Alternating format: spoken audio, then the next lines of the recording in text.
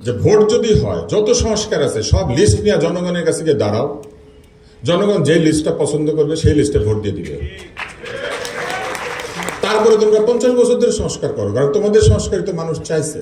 তাহলে তোমরা ভোটে দাঁড়ায়া যা করতে চাইছো তাই করতে থাকো, 50 বছর ধরে করো। ভোটে আর জিতবা সংস্কার করবা, ভোটে জিতবা সংস্কার করবা, এবং পার্টির নাম দাও জাতীয় সংস্কার পার্টি। দেশ শাসন করার অধিকার আছে। যে সৎ, যে নীতিবান, যে বাংলাদেশকে ভালোবাসে, তার অধিকার আছে বাংলাদেশকে নেতৃত্ব দেওয়ার। কে কোথায় জন্মেছে, কে কোথায় কত পকেটে টাকা নিয়ে ঘুরছে, কে কোন ব্যাংক লুট করেছে, কিংবা কে তার নিজের লোকদেরকে দিয়ে প্রতিপক্ষকে নির্যাতন করেছে, সেই ক্ষমতা না। ক্ষমতা হচ্ছে মানুষকে ভালোবাসার ক্ষমতা, ক্ষমতা হচ্ছে মানুষকে ক্ষমা করার ক্ষমতা। ক্ষমতা শব্দটা এসেছে ক্ষমা থেকে, ক্ষমতা ক্ষমা দেখানো থেকে আসে নাই। এবং আমি এই কথাই সবসময় বলেছি বলে আমার বন্ধুরা ভেবেছে আমি অন্য দল করি, অন্য দলের লোকেরা ভেবেছে আমি বন্ধুদের দল করি। আমি আসলে কোনো দল করি না। আমি বাংলাদেশকে সমর্থন করি। আমি চোর আর বাটপারদের বিরুদ্ধে, আমি ব্যাংক লুটেরাদের বিরুদ্ধে, আমি সাধারণ মানুষকে যারা নির্যাতন করে তাদের বিরুদ্ধে, ছাত্রদের বুকে যারা গুলি চালায় আমি তাদের বিরুদ্ধে, যারা অন্যায় কথা বলে আমি তাদের বিরুদ্ধে, এবং আমি যতদিন বেঁচে থাকবো আমি এইরকমই থাকবো। আমরা দাঁড়িয়েছি কারণ আমরা একটা বাংলাদেশের ইতিহাসের যুগ সন্ধিক্ষণে দাঁড়িয়ে আছি, যেখানে প্রায় 16 বছর ধরে একটি কর্তৃত্ববাদী, ধীরে ধীরে ফ্যাসিবাদী হয়ে ওঠা একটি শাসক চক্র বাংলাদেশকে শাসন করেছে, যেখানে তার অলিগার্ক তৈরি করেছে, যেখানে তারা ক্রোনি ক্যাপিটালিজম তৈরি করেছে, যেখানে তারা রাষ্ট্রের পয়সা, জনগণের পয়সা নিজের প্রিয় লোকদের পকেটে ভরে দিয়েছে এবং সেটা ভরে নিয়ে পালিয়ে যেতে সাহায্য করেছে। আপনারা দেখবেন জুন মাসে আমি স্ট্যাটাস দিয়েছি, আমি পড়ে শোনাতে পারি।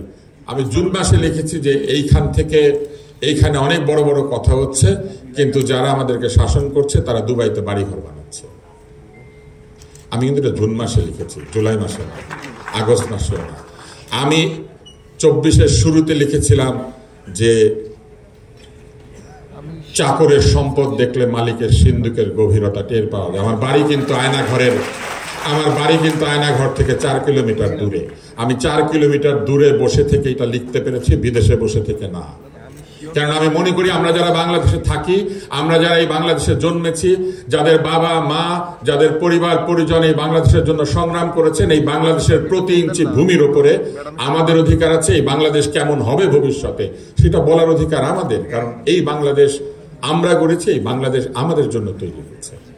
এবং আজকে যারা আপনারা এখানে বসে আছেন, আপনারা আগামী দিনের ভবিষ্যৎ। আমি আজকে জাতীয়তাবাদী দলকে ধন্যবাদ জানাতে চাই যে তারা এইরকম একটা আয়োজন করেছেন, যেখানে তারা তরুণদেরকে সকল মত এবং পথের মানুষদের চিন্তা এবং ভাবনার সঙ্গে পরিচয় করিয়ে দেওয়ার সুযোগ তৈরি করেছেন। এইটাই গণতন্ত্র।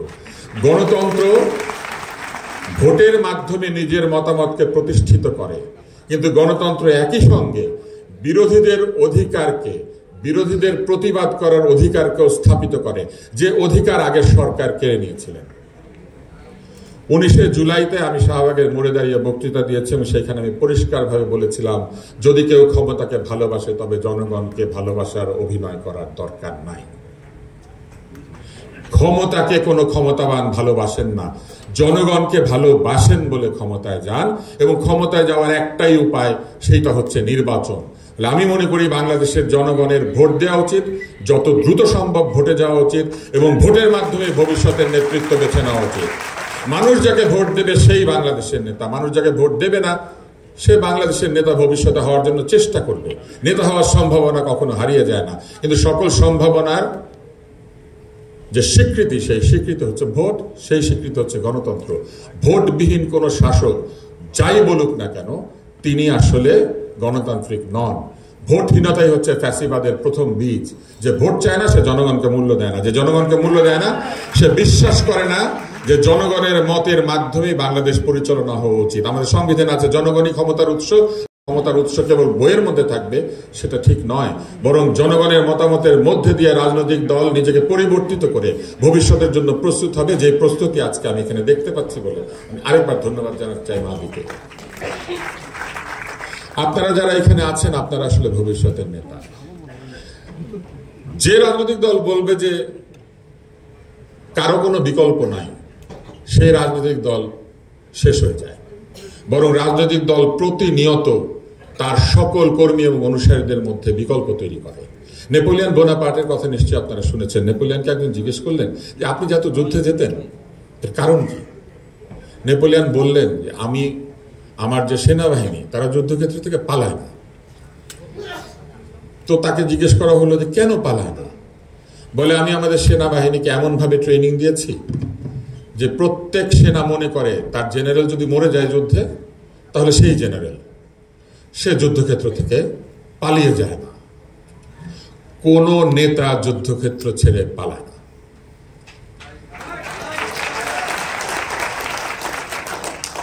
ফলে বোনাপার্ট যখন সেনা পাঠাতেন, জেনারেল মরে যায় তার সেনাবাহিনী পিছু হটে না, ব্রিগেডিয়ার মরে যায় তার সেনাবাহিনী পিছু হটে না।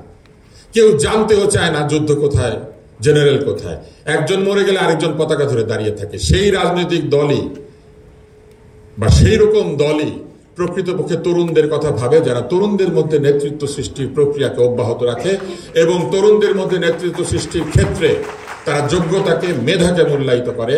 তারা বংশ কিংবা প্রতিপত্তি কিংবা জমিদারিকে তাদের নেতৃত্বের কথা হিসেবে চিন্তা করেন। আমি আজকে অত্যন্ত আনন্দিত যে আপনাদেরকে আজকে আপনারা যারা এখানে এসেছেন, আপনারা আগামী দিনের তরুণ, আপনারা আগামী দিনের বাংলাদেশকে নেতৃত্ব দেবেন। আপনাদেরকে গড়ে তোলার যে প্রক্রিয়া, সেই প্রক্রিয়া আজকে আপনাদের দল, জাতীয়তাবাদী দল, এটা শুরু করেছে। আমরা আসলে কেমন বাংলাদেশ দেখতে চাই? আমরা এমন একটা বাংলাদেশ দেখতে চাই যে বাংলাদেশে আপনারা চাকরি পাবেন, যে বাংলাদেশে আপনারা যদি ব্যবসা করেন আপনারা নিরাপদে ব্যবসা করতে পারবেন, যে বাংলাদেশে আপনারা ব্যাংকে গেলে ঋণ পাবেন, যে বাংলাদেশে আপনারা আপনাদের সন্তানদের জন্য সুশিক্ষা নিশ্চিত করতে পারবেন, যে বাংলাদেশে যদি আপনি স্বাস্থ্যসেবা পেতে চান তাহলে প্রকৃত স্বাস্থ্যসেবা পাবেন। যদি আপনি বাংলাদেশের পাসপোর্ট কোনো এমবাসিতে ফেলেন তাহলে বাংলাদেশের পাসপোর্ট শুধু সেই জন্য আপনি ভিসা পেতে কোনো বিড়ম্বনার মুখোমুখি হবেন না। বাংলাদেশকে আপনাদের মাধ্যমে পৃথিবী চিনবে, আপনাদের অর্জনের মাধ্যমে বাংলাদেশ বড় হবে। আমরা সেই রকম একটা বাংলাদেশ দেখতে চাই, যেই বাংলাদেশে আপনারা সকল মত পথের মানুষ একই সঙ্গে বসে বাংলাদেশের ভবিষ্যৎ নিয়ে আলোচনা করতে পারেন এবং বাংলাদেশের ভবিষ্যৎ নিয়ে সিদ্ধান্ত নিতে পারেন। পৃথিবী বদলে, এখানে নূর সব, শহীদ ভাই তো আমার অনুসরণীয় ব্যক্তি এবং মঈন খান আরো অনুসরণীয় ব্যক্তি। এখানে যারা আছেন প্রায় সকলে, আমি শিশিরের সব রিপোর্ট পড়ি, কারণ কোনটা মিথ্যা এটা জানতে হলে আমি খুঁজি শিশির কি লিখেছে। শিশির যদি এরপরে মিথ্যাটাকে সত্যি বললাম এটা বিশ্বাস করে। তো শেষ করি, হোজ্জাকে লোকজন ধরে নিয়ে গেছে, তো বলে যে একটা কঠিন সাবজেক্ট দিয়ে যে বক্তৃতা দেন। তো হোজ্জা বলছে এই আমি যা বলবো আপনারা জানেন। তখন সবাই বলছে জানি, বললে তার বক্তৃতা দিবে না।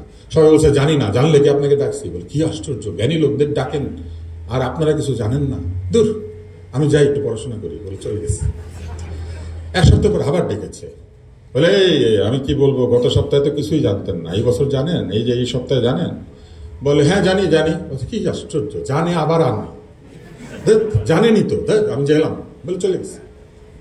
পরের সপ্তাহে তাকে আবার এনেছে, কারণ হোজ্জাকে দিয়ে বক্তৃতা দেওয়া হবে। তখন হোজ্জা বলেন এক সপ্তাহে দেখলাম কিছুই জানেন না, আরেক সপ্তাহে দেখলাম সবই জানেন, এইবার কেন ডেকেছেন? বলে বক্তৃতা দেন। বলে কি বলেন, জানেন না? বলে না জানি না। বলে বলেন জানি না। তো অর্ধেক এই পাশে বলে জানি জানি, আর ওই পাশের অর্ধেক বলে জানি না জানি না। হোজ্জা বলে কি আশ্চর্য, অর্ধেক লোক জানে যেই কথা, বাকি অর্ধেককে বলে দিলেই তো হয়। তো নির্বাচনের যে বিষয়টা কিন্তু অর্ধেক লোক জানে, আর যেই অর্ধেক বলে যে জানি না, ওই অর্ধেক আসলে জিতবে না।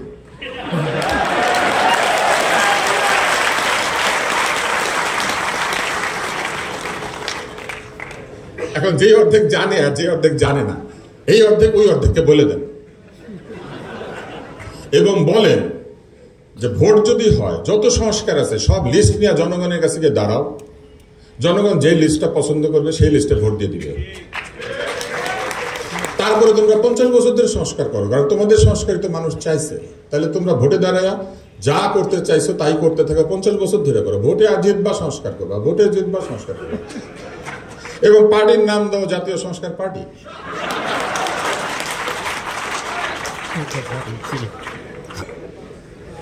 আর যদি ভোট না চাও তাহলে জাতীয় কুসংস্কার পার্টি। অনেক ধন্যবাদ।